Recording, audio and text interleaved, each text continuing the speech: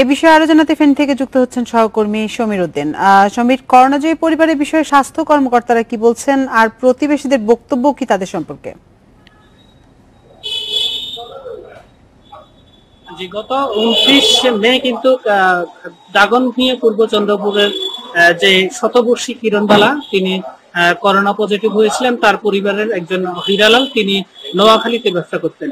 সেখান থেকে তিনি সংক্রমণ হওয়ার পরেই যখন বাড়িতে আসেন সেখানে তাদের পরিবার আরো 3 জন কিন্তু সেখানে করোনা সংক্রমিত হয়। আর করোনা যখন পজিটিভ হয় তখন এলাকার যে এক ধরনের আতঙ্ক বিরাজ করছিল, এলাকার যে প্রতিবেশীরা ছিল তারা প্রথমেই তাদের প্রতি তেমন খেয়াল করেনি বা তারা এক ধরনের ভয় ভীতিতে ছিলেন, তারা দূরে সরেছিলেন।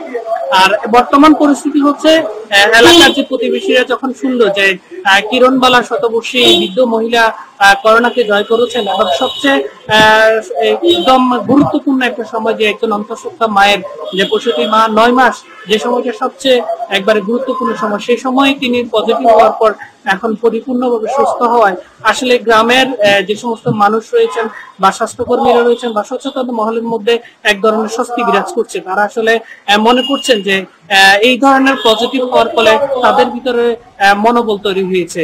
এটি হওয়ার পিছনে একমাত্র কারণ তাদের পরিবার সদস্যরা মনে করছেন যে স্বাস্থ্যবিধি তারা মেনে চলেছেন, তারা নিরাপদ দূরত্ব বজায় রেখেছেন।